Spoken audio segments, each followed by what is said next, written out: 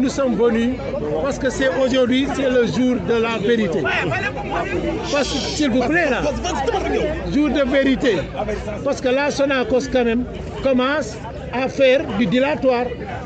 En fait, même, elle ne commence pas, elle demeure, elle continue dans le dilatoire.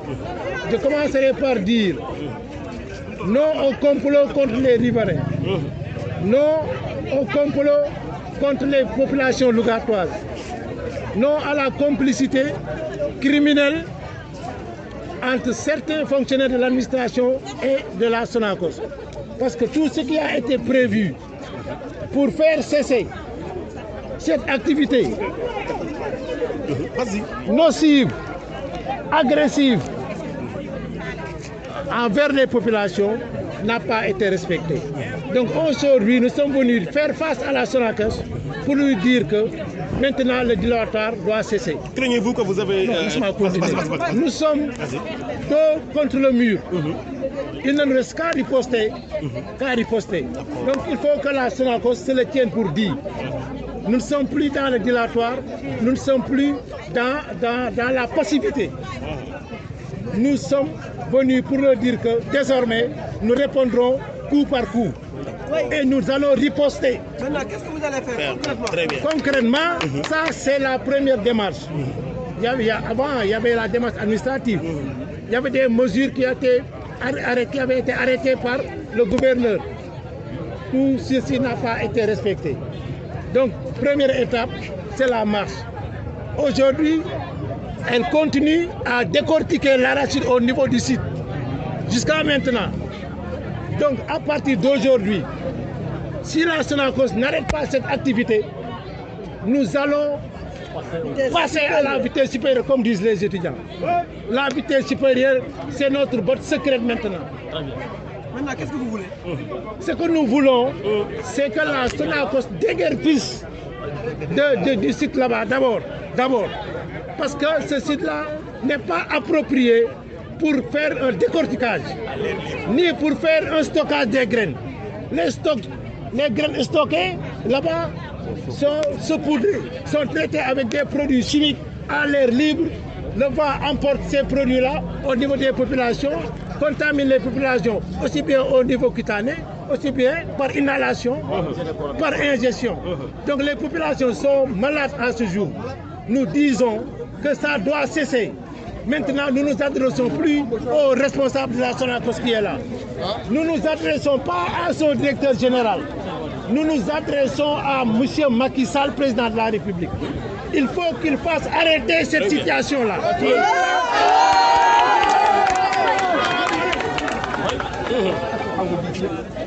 Il faut qu'il sache raison garder. Olof Ndiaye nee na buur su xamul gaay su xamul buur saay na ñu ni ko buur dee na te buur dee na bi sax dama rafetal rek. tey lan moo waral taxawaay bi.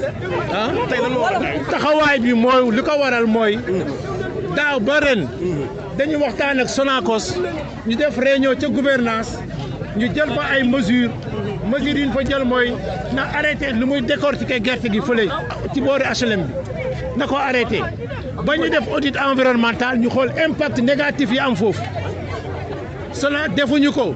Donc c'est comme s'il y a un complot entre les autorités administratives et la direction de la Sonacos.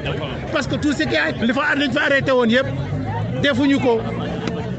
Donc ñu commencé jékki-jékki rek ñu commencé di décortiquer gerte gi fële comme si ñun dañ ñu yëpp wala lan quoi mais ñun buñ ñu fonto affaire bi question de fonto la ñun nag sës nañ ci mur bi te boo sësee ci mur bi moom li la dese mooy rek song ki nga jàkkaarloo. Khady Dieye laa tudd ci quartier bi laa dëkk bàjjenu gox laa relais communautaire laa li ñu fi indi daal lenn rek la mooy xolutu gerte yi nga xam ne mi ngi ñuy rey koñ bi ñëpp a feebar amul 75 maisons ci HLM kër goo dugg am na asthmatique am na ko fa amee problème gynécologie kenn noo yeetul dañ ñaari po affaire lañu boole dañuy xolli bi di naaw suñu kaw ñu jug gerte gi ak doomam poudre ko te poudre bi day joxe cancer am nañ ci preuve leer nañu lañ ci am preuve mooy jox na bii ku fi dof dëkku fi innocent dëkku fi ñi fi dëkk ñëpp a jàng xam nañu position bi muy lim ñuy jox sonn nañu tayyi nañu. léegi lan ngeen bëgg. li ñu bëgg daal mooy na fi jóge sonn nañ ci xolli yi xolli yi na fi jóge gerte gi ñu wut fu ñu ko yóbbu ndax gerte gi dañ ciy def poudre ba pare poudre bi naaw ci kaw nit ñi ñu soog a taxaw di ko muur di dàq soupçon di leen demal nit ñi. xam nañu lépp poudre bi ñu ci def jour boobu côté bii ñëpp a feebar ñëpp a doon tisooli kon nag sonn nañu tàyyi nañu Sonacos jëriñuñ fi dara ñu ngi ñuy sonal ñu ngi ñuy rey suñu doom yëpp a feebar. lan ngeen di xaar ci autorité yi léegi. xanaa ñu taxaw fii te arrêté ko xolli bi daal moom mënatul koo muñ na fi xolli bi jógee lu gaaw a gaaw ak jëlee fi gerte gi ak poudre bi ñu ciy def ndax wax dëgg yàlla feebar nañu sonn nañu tàyyi nañu. waaw ñoom def nañ fi dispensaire. waaw ñu faju gratuit waaw loolu dëgg la bëgg ñoo feebar bay faju am nañu lu ñu fajoo waaw bëgg ñoo feebar bay faju am na feebar yoo xam ne ñoo mënuñu koo faj cancer du dispensaire bu ndaw bii moo koy faj. xeex lii nga xam ni waa Sonacos ñu ngi koy teg bon c'est Baye Sène je suis donc le président de Fidèles. Il s'est donc allié au collectif Opinion de Louga, toute l'opinion lougatoise, pour que gars yi xam que les gens sachent que la Sonacos est en train de nous tuer à petit feu. Et ce qui est en train de se faire ici, manifestement, c'est du manque de respect envers les populations lougatoises, encore plus pour les populations HLM. Nous n'allons pas attendre que nos parents, nos frères et nos soeurs tombent malades. Nous n'allons pas attendre que nos enfants, nos frères, nos mères tombent malades. Parce que ce dispensaire-là n'est pas suffisamment équipé pour prendre en charge des questions de respiration, de poumons. Et il est question aujourd'hui de santé. Et aujourd'hui, si vous allez dans nos maisons, vraiment tout le monde souffre, tout le monde est à terre. Et si on ne fait pas attention, tout le monde va mourir. Et on ne va pas attendre vraiment de mourir. Sinon, ce sera sur le terrain. Le combat, c'est quoi? On préfère mourir sur le terrain que mourir chez nous. Merci beaucoup. mais ma leen di wax man maay Ibrahima Seydou Cissé di président du collectif des impactés de la Sonacos. combat bi jeexoon na bu yàgg en 2008 décortiqueurs yi transféré woon nañ leen yóbbu leen Ngidi la lan moo ko defoon évaluation environnementale la lan moo ko dellusi complicité sunu ñi njiit yi fi nekk ñoo fi dellusi waat usine bi jeexaloon na nag moom lii ñuy réclamer nii tey jeexoon na bu yàgg en 2008 donc tey dañu wone ni maa tey lan ñuy won maa tey nag maa tey kay faj lii xale yi wax dañ ci ànd entièrement on va pas se laisser tuer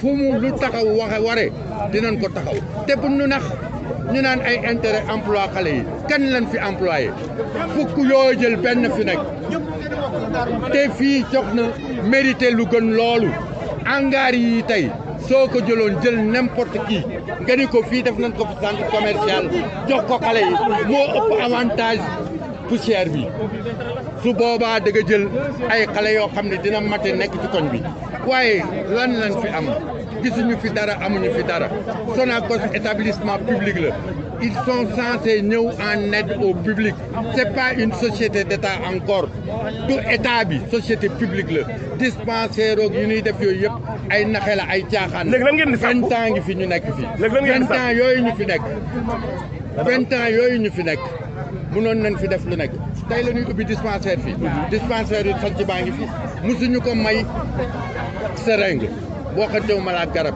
dispensaire kër Serigne Louga ngi fi école jox naa ngi fi Santos a ngi fi et tant d'autres actions qu'il aurait pu faire léegi nag dañ leen di wax la ni s'ils sont assez nuls pour ne pas comprendre jox na à des intellectuels nan nu woo ñu jàkkaarloog njàmmaarloog ñoom dinañ leen won ni nous avons de meilleures solutions yoo xam ne Louga gépp ci profiter maa ngi leen di gërëm di leen sant